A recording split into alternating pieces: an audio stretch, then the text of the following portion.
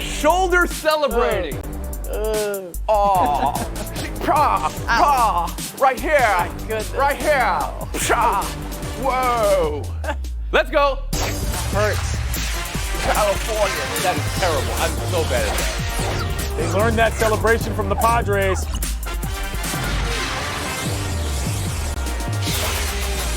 Bellinger did catch the last out. So he did have some range of motion in the shoulder, and I think we could feel pretty good that it wasn't busted. But look at this celebration. This does not look like the team some of you said was too tight, too many ghosts of October past.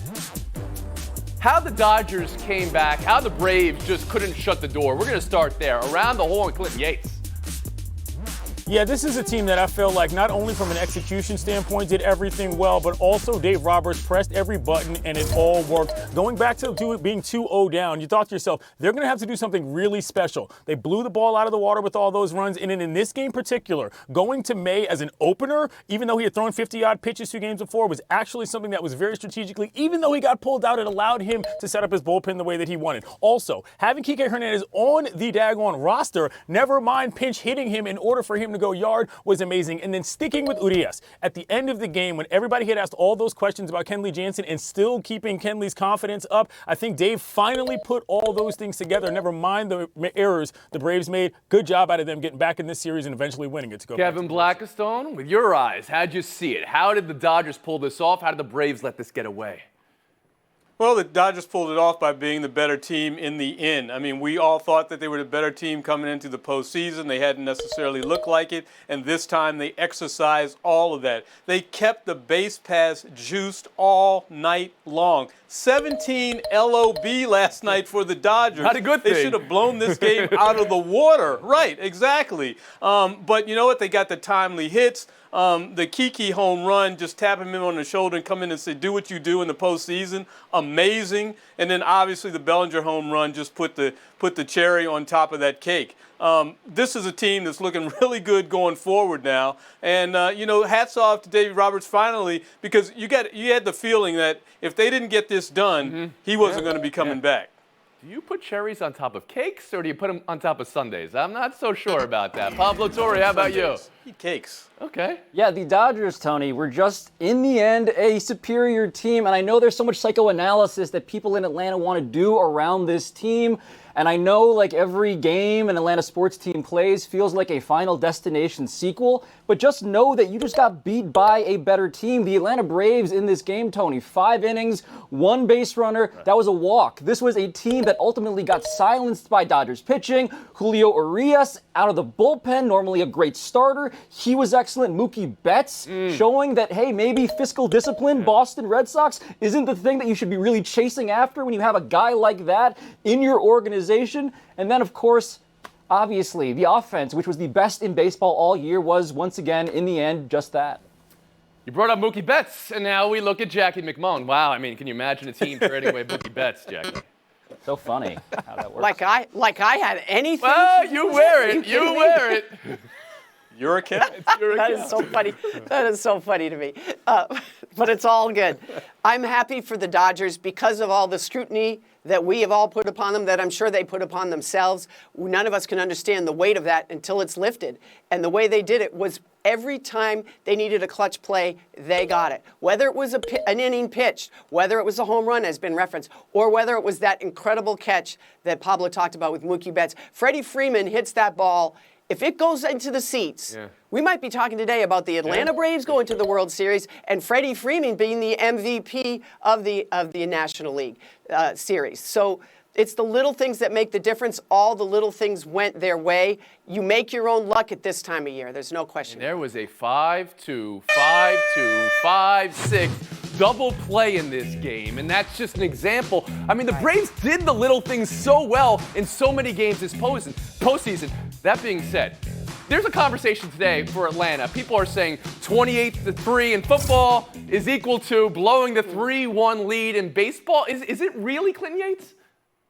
No, absolutely not. And look, the errors the Braves made are not ones that happen to anything other than a team playing against another really good team. Just because you're going on second and third on contact, which is a stupid play, doesn't mean that Turner is going to pick that ball up and wheel around and make an out at third, which was incredible and what was actually what ended that and made it to the second out. So no, if your great team shows up and beats you out, you can't complain about blowing it. That didn't happen. Now we just look at Cody Bellinger's shoulder, make sure that's still connected after the celebration, and we move on to a World Series. Dodgers and Rays. We'll get to it later in the week. Next, what the Buccaneers did to the Packers after Rodgers double pumped and that touchdown got called back. It was 38-7 Tampa. Here's Rodgers after the game. I felt like we needed a little bit of a wake-up call at some point this season because things have been so good. And there's been so much talk, maybe outside the building, about the ease with which we're, moving the ball on offense and scoring. And, I think we need to kind of kick in a little bit as a little bit of a wake up. There we go, wake up call. We needed it, Jackie Mack. How did you hear Aaron Rodgers there, that this loss was maybe a good thing? Well, I don't think the loss was a good thing, but I think if you're a leader like Aaron Rodgers is, and he's one of the best in the NFL, you'll take it and you'll turn it into a way to lead your team and show them going forward. And I'm sure he's going to include himself in all those lowlights on the film because this was, a 2-interception game for him. I think his net yardage, Tony, when he was under pressure in this game was minus 24 yards. Oof. I didn't see this coming. I was shocked. Mm-hmm. I didn't know Thank you for reminding us about your pick. Yeah, you thought it was an impossibility that Green Bay was going to lose this game and Tampa was going to win. All right, so Pablo, let's start on Aaron Rodgers. I do want to get to Tampa, but hearing Aaron Rodgers say what he said after the game, that this is the wake-up call we needed? Yeah, Jackie's seeing this as a leadership thing, and Aaron Rodgers certainly very successful in that capacity, but he used a lot of royal we in there, Tony. The royal we got to fix this. Aaron Rodgers, after that interception, he collapsed. And part of it was, yes, the pressure he was under, 29% of his dropbacks under pressure, and he was really bad in that way, getting sacked 4 times, not looking anything like himself. But that's the question going forward. When Aaron Rodgers does not have the pristine pocket he's had to begin this season, what does he look like? And after this game, you're a lot less confident in that guy, so I don't even know if that's a good thing so much as it is an unfortunate reality that he's going to have to deal with. Maybe.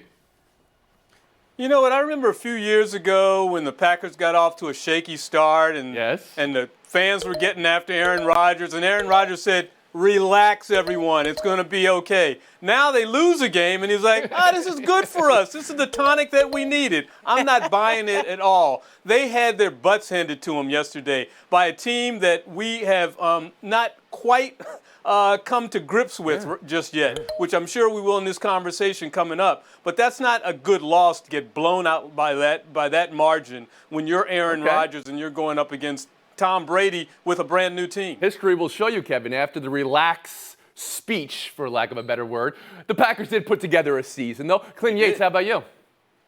Yeah, my God. I mean, the guy loses a game, has his first turnover of the season, happens to throw 2 in a row, and you guys are acting like he's a bum out on the street. I mean, I'm sorry. This team is a team that has indicated how good they are, and the defense of the Bucs showed up. Well, let's talk about that, Clinton Yates, because none of you, yourself included, Clinton Yates, I think you used the word Bucs with a loss could become irrelevant. I believe I remember that being said on Friday's show. Well, I still don't think the Bucs are any more relevant just because they beat a random Packers. I mean, just because they had a randomly good day. You didn't learn anything about Tampa in this game, Clinton? You didn't learn anything? I learned something about their defense, and I learned that it's the best that they've seen this team play all season. They have a relevant defense then. Well, that counts. Kevin Blackistone, did Tampa tell you anything? Yeah, and talking about that defense, we paid attention to all the new weapons that they got on offense, all the shiny stuff. And guess what? It's the defense that was 29th in the league last year, couldn't hold any opponent, and now they're 7th in the league. And look at the beatdown that they put on the Packers and on Aaron Rodgers, one of the best quarterbacks we've seen in this game in this generation. Yeah.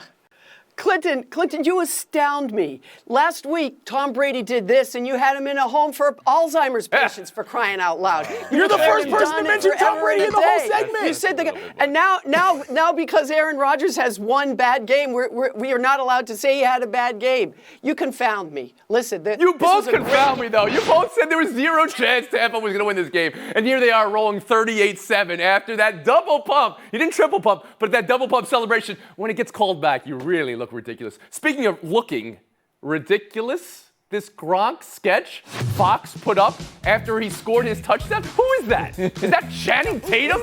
Is that Vanilla Ice? Good to see the courtroom sketch artist from the Tom Brady the league came back to work. All right, we're going to move Magic on. One Mike more story. graphic novel. Yeah, Dolphins 24, Jets squadouche. We're not going to talk about this game, but we are going to talk about two a time. 2 passes, huge cheers from the 20% full crowd, and Ryan Fitzpatrick cheering at the sideline. That was cool to see. After the game, he sat on the field by himself, taking it all in. Pablo, how'd you hear and see that? I loved it, Tony. It's a rare situation for a young quarterback to have the guy he's backing up be so supportive of him. And so that moment on the field in which everybody was really enthusiastic about it, it only filled me with glee because we see so much drama and soap opera otherwise. But with Fitzpatrick, he has the exact opposite. Jackie Mack? Yeah, it was great to see Fitzpatrick get on. But I have to admit, when I first saw that, I thought, well, that seems a little dramatic. But that was until I found out he was sitting on the field doing FaceTime with his parents who come to every single game, Tony, and had no way of knowing he would get into this one. And he wanted to show them exactly where it was that he completed his first But pass. you thought it was then dramatic? I loved it a you whole think lot. it was a little much? Because what, he only played, for 2 minutes? No, I just wasn't sure. I wasn't sure what he was doing. Once I found out what he was doing, I absolutely loved it because I love the connection with his parents and how important they are to him in his journey. I loved Glenn it. Yates? I turned around and really loved it. He could have been sitting out there crying by himself for all I care. We talked about this man's leg every week for a year when he was at Alabama. And the fact that he made it back to this point and didn't make it back under duress, but because the Dolphins are actually blowing somebody out, which is the best case scenario in which for him to do it. I loved every part of this. Good for Tua, Kevin man. Black This is is a good day in his family. Yeah, I love the humanity that we've seen from athletes in the last couple of weeks, the last few months, and this was another one of those moments where a guy just soaking it all in. I finally got this far. I'm healthy. Like Clint said, get a few reps in, calling the folks. That's great stuff. I love it.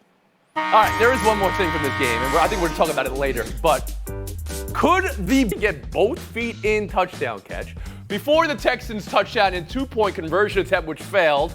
Before all that, check this out. This 12 men on the field penalty, Mike Vrabel, did he have the Titans take a 12 men on the field penalty on 2nd and 1 with 3 minutes left on purpose to give Houston an automatic first down to save time and set up the whole comeback? Everyone thinks so. He even faked being upset about it, although when talking about it today, he said, we got to do a better job with those penalties. So you're going to buy or sell that, Clinton Yates, and the entirety of the ending of this game. Go ahead. I'm buying that. Remember what he did against Belichick to jam it to him in that whole kicking situation? Yeah. He saved himself 40 seconds in this scenario. This is what Vrabel does. As for the Titans overall, they are in my cart, but I have yet to press purchase on them. I'm not really sure that I'm going to believe in Tannehill, but Henry is the truth. So what are you waiting for? I mean, this team hasn't lost a game. They have the pedigree from last year. Kevin Blackistone, what did you take away from the end of this game? Yeah, Derrick Henry. That's what I took away in this game. But as far as Mike Vrabel, yeah, I mean, I think that was a slick kind of a move. We've seen these kind of things before. It's more important now in an offensive football game to have time in your pocket in order to try and score. And that's probably what he tried to do. Pablo Torre? Vrabel knew exactly what he was doing. He is not coincidentally the shiniest apple on Bill Belichick's coaching tree right now. But the story, Tony, with the Titans is Ryan Tannehill. Since 2019 began, no one has been a better passer in terms of rating than Ryan Tannehill. He's been more productive than everybody else in the league. So give props to that guy, too. So if I were to ask you if the MVP of the Titans, or maybe even of the league, would it be Derrick Henry or Ryan Tannehill? Your answer would be Ryan Tannehill over Derrick Henry. Jackie Right Mack, now, yeah. how about you? Wow, good question. I mean, Tannehill was 8 for 8 with 3 touchdowns in the red zone in this game, but I still think it's Derrick Henry that makes them go. As for Vrabel, he's not only the shiniest apple on the coaching tree. I covered those teams when he was player. He was the shiniest apple in that locker room. You know why? He was every bit as smart and as clever as Belichick, and he was never afraid to challenge him, which made him different than almost That's everybody interesting, because else. it didn't really end well in the moment there when he was let go. No, it did not. It did not, but it's fine now. Trust me. Steelers 38, Browns 7. Mike Tomlin called it varsity ball. Baker Mayfield playing through and then not playing through the rib injury. Your takeaway, Kevin Blackistone? Man, oh man, what a beatdown. Mike Tomlin just let them know, we're running the show over here. You guys are just pretenders, and that's what they look like. I mean, they knocked Baker Mayfield out of that game. May have come in hobbled anyway, but now he's got to get his body back together and his mental state back together going forward. Pablo Torre? Yeah, if it was varsity football, Baker Mayfield was the one getting hazed. He got pressured on 52% of his dropbacks, highest in his career, totally fell apart physically and X's and O's wise after that. So, yeah, the Steelers just look so much better than those Browns. Jackie? And I have a sense that maybe Mike Tomlin pregame took some of the comments that were made in the days leading up to this game that the Browns were talking about getting back and we're winning this for Myles Garrett and all that other stuff. Pittsburgh was very smart. They didn't say much of anything. I think they did all their talking on the field. Clinton Yates. I understand that Mayfield's been going through a lot physically, but this is his 11th multi-pick game of his career, and he threw a pick six on drive 1. And if you want to talk about varsity football, they've scored 26 points the Steelers have in every game this year. It's the first time they've ever done that as a franchise. They're playing big time. I think that was a reference to his own team, right? Tomlin had mentioned how they looked like a JV team in recent weeks. Yeah, okay. So he wasn't calling out the Browns per se. But that was an apex predator win for Pittsburgh. We'll move on. Broncos 18, Patriots 12. This was neither apex nor predator. Belichick said all the COVID disruptions affected his team. Said the word practice 6 times in his post-game availability. There was the exchange here with a backup center. There was the terrible end-of-game pass here from Newton. They were throwing passes to Newton in this game, Jackie, to make things work. Buy or sell Belichick? I'm gonna sell it only because that shiny apple we were just talking about, they had all sorts of disruptions and they ended up trouncing the Bills the week they had all their COVID disruptions. It's not like him to make excuses. I'm surprised that's what he went with there. I'm going to buy everything about this. Mr. No Days Off after winning a Super Bowl is concerned about practice time. Mr. I sleep in the facility and walk around in the buff in front of my players. Doesn't think they had enough time to prepare. He's the one person in the NFL who I'm actually buying that from, and it makes sense. Kevin Blackstone? I'm going to buy it just because Cam looked so bad, and this just wasn't a shutdown of the team. Remember, this was Cam not even being around the team because he was quarantined, right? I mean, he had to miss that time, and he's the one who looked out of sorts. And I tell you what, if he's out of sorts, the Patriots go nowhere. Pablo Torre. Belichick is obviously the league's preeminent practice fetishist, but they were playing the Denver Broncos and Drew Lock. If practice was the gap between those two teams, the Patriots are nowhere near as good as I was expecting them to be, by Belichick's own estimation then. Who else would say practice fetishist in an answer? That was beautiful. You thought it was beautiful? Beautiful. Yeah, here's what I thought of it. It's true. It's enough to get through, though, Pablo Torre, Clinton Yates, Jackie McMullen. You guys were going at it earlier. You guys have all the time in the world to go after each other. Kevin Blackstone, Pablo Torre, good-looking showdown. Trevor Lawrence, 404 yards and 5 touchdowns. And he was lifted one series into the third quarter, and Clemson's punter wound up playing quarterback in that 73-7 win over Georgia Tech. Meanwhile, Alabama 24 straight consecutive in a row unanswered to beat Georgia. The way this weekend went down convinced you it'll be Clemson, Alabama for the title again, Kev? Absolutely. What else does it look like? LSU's not in the picture, so it's going to come down to these two. And boy, Nick Saban, 22-0 now against his former assistants. Yikes. He knows how to set them up for himself. The only way this does not happen, this rematch, is if Trevor Lawrence tanks his own season to avoid being drafted by the Jets at number 1 overall. That's the only way we don't get Clemson and Alabama again for the umpteenth time. That's a real good answer, Pablo Torre. And speaking of said Jets, let's talk about Marcus May's butt pick again. This is legitimately incredible. I mean, how much butt can there be? There's never going to be enough butt. Let's show that down now versus the Jets fan, because the Jets fan had the bag over the head and the mask over the bag over the head. That's glorious. So this team, the last remaining offer, as that calls for Adam Gase's job are deafening. Who showed the greater presence of mind, Pablo? It is the double bagging Jet fan, Tony, because it's so sad right now. It's humiliating. It's undignified to be a Jet fan. But at the very least, you can be safe, which feels like a metaphor for how all of us should feel in this country right now. It's still possible well, to I know they should survive. Oh, they should certainly feel that way. I mean, Adam Gase has more double-digit losses than he does wins. How does he still have a gig? This is amazing. But that catch just proves to me once again how unbelievably athletic NFL players are. More double-digit losses than wins in his career, Adam Gase. That is an incredible stat, Kevin Blackstone. But Pablo Torre's still getting the points and the FaceTime, 30 seconds. But I say yes. I wanted to inspire Jet fans, but actually, now I'm going to do the opposite. Because guess what? The previous coach you guys had before Adam Gase was a gentleman named